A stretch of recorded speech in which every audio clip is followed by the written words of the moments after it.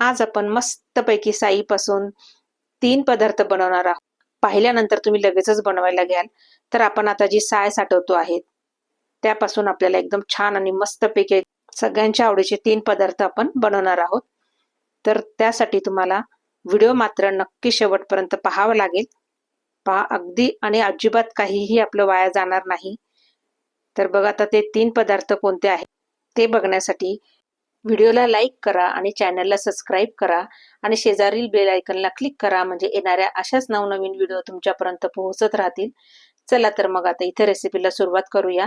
तर इथे मी साय घेतलेली आहे आणि जवळपास ही माझी 15 दिवसाची साय आहे, तुम्ही पाहू शकता. आणि ही साय मी फ्रीजरमध्येच ठेवून अगदी स्टोअर केलेली आहे. अशी फ्रीजरमध्ये जर आपण ठेवली ना, तर साय अजिबात खराब होत नाही किंवा साईला वास देखील लागत नाही आणि किंवा तो पिवळसरपणा जो साईवर चढतो ना, तो देखील चढत नाही. तर बघा आता मी फ्रीजर मधून काढल्यानंतर 7-8 तास अशीच बाहेर ठेवलेली आहे, कारण तो एकदम असा कडक गोळा झालेला असतो, फ्रीज झालेलं असतं ते.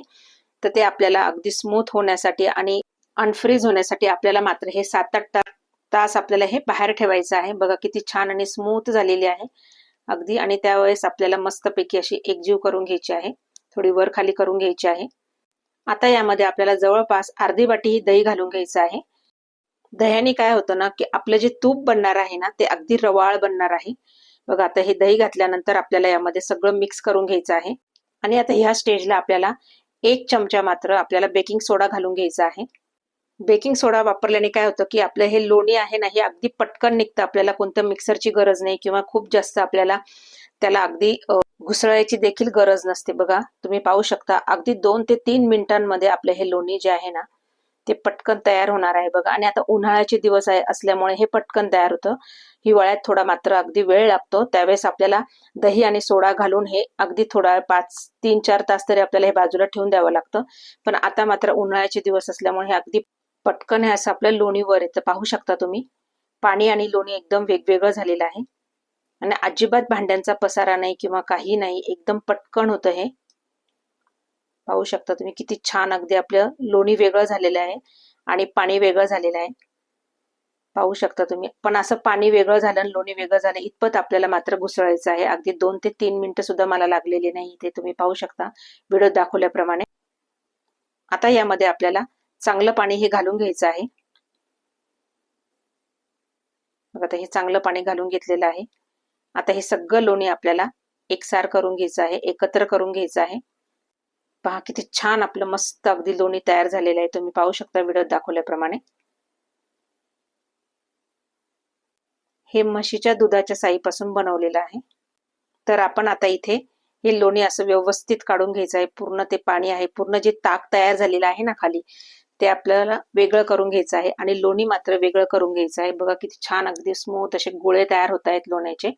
तर मग मी आता हे सगळं लोणी यामध्ये काढून घेणार आहे, असेच गोळे तयार करून. आणि ज्या कढईमध्ये आपल्याला करायचंय किंवा ज्या भांड्यात तुम्हाला करायचं आहे ना, त्यामध्ये आधीच पाणी स्वच्छ टाकून ठेवायचं आहे. आणि आपल्याला हे लोणी मात्र पुन्हा व्यवस्थित असं धुवून घ्यायचं आहे, कारण आपण यामध्ये बेकिंग सोडा टाकलेला आहे. बघा ते पूर्ण आता हे छान अगदी आपलं लोणी सगळं काढून झालेलं आहे. पाहू शकता तुम्ही. आणि हे खाली मस्त अगदी घट्ट अगदी ताक उरलेलं आहे. यामध्ये तुम्ही अगदी यामध्ये जिरं वगैरे असं टाकून, मीठ वगैरे टाकून सुद्धा तुम्ही अगदी बर्फाचे तुकडे टाकून सुद्धा पिऊ शकता.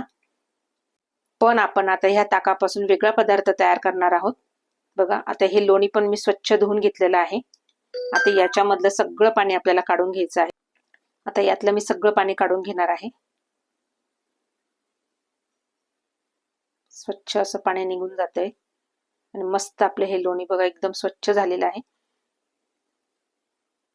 आता याला आपल्याला ही कढई जी आहे लोण्याची, ही गॅसवर ठेवून घ्यायची आहे आणि स्लो गॅसवर आपल्याला हे लोणी जे आहे हे कढवून घ्यायचं आहे. आणि शेजारीच बघा जे आपलं ताक उरलेलं होतं ना, ते भांडं देखील मी आता हे गॅसवर ठेवून घेतलेलं आहे बघा. आणि ते पण आपल्याला मस्तपैकी असं उकळून घ्यायचं आहे, कारण आता आपण त्यापासून आहे ना पनीर तयार करणार आहोत. आणि खूप सुंदर आणि खूप छान असं मस्त आणि खूप जास्तीत जास्त आपलं हे पनीर तयार होणार आहे. तुम्ही पाहू शकता तर व्हिडिओ दाखवल्याप्रमाणे. आता मी दोन्ही साईडला, आता एका साईडला आपल्याला लोणी कडवायला ठेवलेलं आहे आणि एका साईडला आपल्याला इथे पनीर तयार करण्यासाठी ठेवलेलं आहे. पण आपल्याला हे कंटिन्यू हलवत राहायचं आहे. आता बघा एक बॉईल आलेला आहे त्याला. आता इथे एका वाटीमध्ये 2 ते 3 चमचे व्हिनेगर घेतलेलं आहे आणि त्यातच तेवढंच पाणी मी घालून घेतलेलं आहे. आता हे छान मिक्स करून आपल्याला अगदी थोडंसं आपल्याला ह्या ताकात घालून घ्यायचं आहे. एकदम पटकन लगेच सगळंच्या सगळं घालायचं नाही, अगदी थोडं घालायचं आणि हलक्या हाताने आपल्याला हे हलवून घ्यायचं आहे. बघा आता हे ताक लगेच आपलं हे फाटणार आहे बघा आणि आपलं जे आहे पनीर हे वेगळं होणार आहे आणि अजून ताक वेगळं होणार आहे. तोपर्यंत इथे बघा आपलं हे जे लोणी कडवायला ठेवलं होतं इथे देखील आपलं बघ तूप तयार होण्यासाठी सुरुवात झालेलं आहे. पाहू शकता तुम्ही.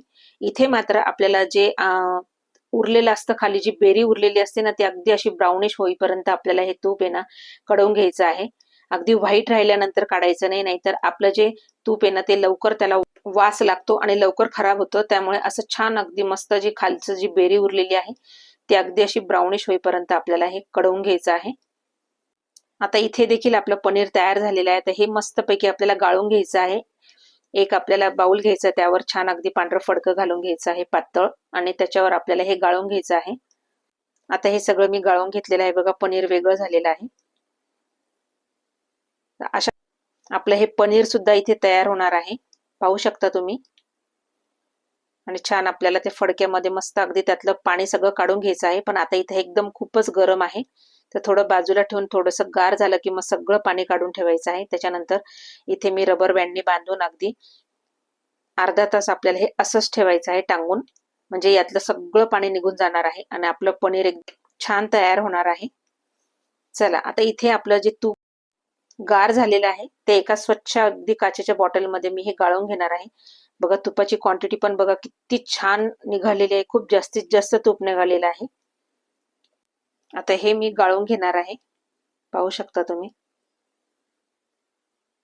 अगदी एकदम ट्रान्सपरंट भरपूर तूप निघालेलं आहे बघा आणि बेरी जास्त निघालेलीच नाहीये बघा, काहीच वाया जाणार नाहीये. पहा अगदी किती थोडीशी बेरी निघालेली आहे, पाहू शकता ना तुम्ही. आणि तुपाला तर खूप सुंदर वास येतो आहे. चला आता ह्या बेरी पासून आपण काय बनवणार आहोत ते बघूया. ही बेरी घेतलेली आहे आणि यामध्ये मी जवळपास 1.5 ते 2 चमचे बेसन पीठ घालून घेणार आहे. आणि बेरीमध्ये भरपूर तूप असणारच आहे किंवा असतंच, त्यामुळे आपल्याला वेगळं तूप घालायची गरज नाहीये. पण नंतर जर वाटलं तर थोडंसं तूप आपण घालू शकतो. आता ह्या बेरी बरोबरच हे बेसन पीठ जे आहे ना अगदी खमंग भाजून घ्यायचं आहे. अगदी बघा एकदम मस्त भाजलं गेलेलं आहे. आता या स्टेजला जर तुम्हाला वाटलं तर तुम्ही अजून थोडंसं बेसन पीठ घालू शकता. तर मग मी इथे थोडंसं अजून बेसन पीठ घालून आता हे होतंय तोपर्यंत आता इथे मी आवडीप्रमाणे जेवढं गोड आपल्याला पाहिजे आहे तेवढं प्रमाणे आता इथे मी साखर घालून घेत आहे मिक्सरच्या भांड्यामध्ये. जवळपास 2 चमचे तरी घालून घेतलेले आहे आणि त्यामध्येच मी एक वेलची घालून घेतलेली आहे, म्हणजे त्याच्या वासाने देखील आपले हे पदार्थ आहे ना खूप छान लागतो. बघा आता इथे मी बेरी पासून लाडू बनवून घेणार आहे बघा. खूप छान लाडू होतात हे, कोणी म्हणणारच नाही की तुम्ही हे बेरी पासून केलेले आहे म्हणून. बघा आता ही साखर जी आहे आपण मिक्सर मधून ग्राइंड करून घेतली. आता ही बाजूला ठेवून द्यायची आहे आपल्याला आणि आपण हे बघायचं आहे बेरी आणि जे बेसन आहे अगदी खमंग भाजल्या गेले आहे की नाही. तर ते छान मस्त अगदी खमंग भाजल्या गेले आहे, तुम्ही पाहू शकता. आता मी ही एका प्लेटमध्ये काढून घेणार आहे. पूर्ण चमच्याने आपल्याला अशी स्मॅश करून घ्यायची आहे एकदम. त्याच्यात जर काही गुठळ्या तयार झाल्या असतील तर त्या देखील आपल्याला मोडून घ्यायच्या आहे. मग आता ह्या ज्या गाठी तयार झालेल्या असतील त्या मोडून घेते आहे. आता गॅस बंद करून आपल्याला हे सगळं मिश्रण आहे एका ताटात काढून घ्यायचं आहे. तर मग मी आता हे सगळं एका ताटामध्ये काढून घेणार आहे. बघा किती छान झाले आणि अगदी भरपूर झालेलं आहे. बेरी तर आपली जास्त निघालेलीच नव्हती, पण त्यामध्ये आपण बेसन पीठ जे आहे घातलेलं आहे आणि मस्त असं खमंग भाजून. एकदा तुम्ही ह्या पद्धतीने नक्की करून बघा, आपलं काहीच वाया जाणार नाही आणि जे पण पदार्थ तयार होतील ना ते पण अगदी खूप मस्त तयार होतात. एकदम छान. आता इथे आपल्याला अगदी थोडंसं गरम आहे ते हे गार करून घ्यायचं आहे आपल्याला अगदी कोमट होईपर्यंत. बघा आता छान मस्त अगदी गार झाले, म्हणजे अगदी कोमट आहे, आपण हात लावू इतपत तरी झालेलं आहे ते. आता यामध्ये जी आपण साखर जी ग्राइंड करून ठेवली होती ती पूर्ण यामध्ये घालून घ्यायची आहे आपल्याला आणि आता हे सगळं व्यवस्थित मिक्स करून घ्यायचं आहे. बघा आता इथे मी हाताने मिक्स करते आहे. आता इथे जर तुम्हाला जर वाटलं ना की अजून थोडंसं तुपाची गरज आहे तर मात्र मी इथे आता मला तुपाची थोडीशी गरज वाटलेली आहे, तर मग मी इथे 1 चमचा तूप घालून घेत आहे. तूप घातल्यानंतर आपल्याला हे सगळं मिश्रण असं मस्त मिक्स करून घ्यायचं आहे आणि नंतर आपल्याला याचे लाडू वळवून घ्यायचे आहे. आता इथे मी लाडू वळवून घेणार आहे. एवढ्या मिश्रणामधून माझे 7 ते 8 असे लाडू तयार झालेले आहे आणि एकदम मस्त लागतात, खूप छान लागतात. बघा अगदी इझिली लाडू हे वळले जात आहे. तर तुम्ही या पद्धतीने नक्की मात्र एकदा करून बघा. पहा नुसतं साईपासून आपण तूपच नाही काढलेलं तर लाडू देखील तयार झालेले आहे. अजून एक पदार्थ आपला राहिला आहे तो पण आपण लगेचच करून घेणार आहे. आता मी सगळे लाडू जे आहे ते वळवून घेणार आहे. पहा किती मस्त दिसत आहेत आणि खूप छान झालेले आहेत.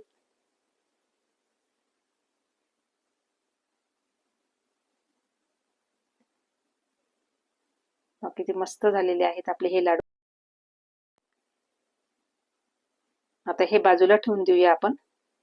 आता इथे मात्र आपल्याला जे आपण पनीर काढलेलं आहे ना त्याच्यापासून आपण मस्त अशी छान अगदी रबडी बनवून घेणार आहोत. तर इथे मी एक पॅन घेतलेला आहे, तो गॅसवर ठेवलेला आहे आणि पॅन मध्ये अगदी थोडंसं आपल्याला पाणी घालून घ्यायचं आहे, म्हणजे जे दूध घालणार आहोत आपण यामध्ये तळाला लागणार नाही. तर इथे मी जवळपास 1 ते 1.5 कप जे आहे ते दूध घालून घेतलेलं आहे आणि दुधाला छान आपल्याला उकळी काढून घ्यायची आहे. तोपर्यंत आता हे जे आपण पनीर करायला ठेवलेलं होतं म्हणजे अगदी कापडामध्ये जे बांधून ठेवलेलं होतं बघा किती सुंदर छान मस्त असा पनीर तयार झालेला आहे, पाहू शकता तुम्ही. आणि खूप जास्त तयार झालेलं आहे बघा. आणि हे मी खाऊन पण पाहिलं, टेस्ट पण करून बघितलेलं, तर अजिबात कडू नाही किंवा आंबट नाही, कारण आपण हे फ्रीजर मध्ये साय जमा केलेली होती. आता इथे दुधाला उकळी आलेली आहे तर मी इथे 1/4 कप आहे ही मिल्क पावडर घालून घेणार आहे. याने आपली जी रबडी तयार होणार आहे याला टेस्ट खूप छान येणार आहे. तर हे व्यवस्थित असं हलवून घ्यायचं आहे, अजिबात गाठी पडू द्यायच्या नाही. त्यानंतर मात्र आपल्याला हे जे पनीर तयार केलेलं आहे हे आपल्याला यामध्ये घालून घ्यायचं आहे आणि हे देखील आपल्याला दुधामध्ये व्यवस्थित छान असं मस्त मिक्स करून घ्यायचं आहे. आणि रबडी करताना मात्र जे दूध आटवावं लागतं त्याला खूप जास्त वेळ लागतो, तर असं काही प्रकार इथे होत नाही. पटकन आपली ही रबडी तयार होते, तुम्ही पाहू शकता. आणि ते आवडीप्रमाणे तुम्ही याच्यामध्ये साखर तुम्हाला कितपत गोड हवे तेवढं तुम्ही साखर घालू शकता. तर इथे जवळपास मी 4 चमचे साखर घालून घेतलेली आहे. आता हे आपल्याला सगळं मिश्रण हे कंटिन्यू असं ढवळत राहायचं आहे. बघा असं दूध घट्ट व्हायला लागलेलं आहे. आता यामध्ये मी 1 चमचा सुंठ पावडर घालून घेतलेली आहे आणि 4-5 काड्या ह्या ज्या आहे मी ह्या केशरच्या घालून घेतलेल्या आहे. ऑप्शनल आहे, तुम्हाला टाकायचे तर टाकू शकता, पण याने कलर आणि चव खूप छान लागते. त्यानंतर मी इथे काही बदामाचे जे काप आहे ते टाकून घेतलेले आहे. एकदम सुंदर मस्त अशी आपली रबडी तयार होणार आहे पहा. तर बदामाचे मी असे स्लाइस करून कट करून टाकून घेत आहे. तुम्हाला जे पण ड्रायफ्रुट्स आवडत असेल ते तुम्ही टाकले तरी चालणार आहे. नक्की मात्र ही रेसिपी तुम्ही करून बघा, किती सुंदर आणि किती छान दिसते आहे. पाहू शकता तुम्ही आपली ही रबडी मस्त अशी तयार झालेली आहे. तर आपण साय साठवली होती त्यापासून आपली रबडी तयार झालेली आहे, लाडू तयार झालेले आहे, मस्तपैकी भरपूर सारं तूप देखील निघालेलं आहे. तर नक्की हा व्हिडिओ बघा आणि नक्की तुम्ही मला कमेंट करा.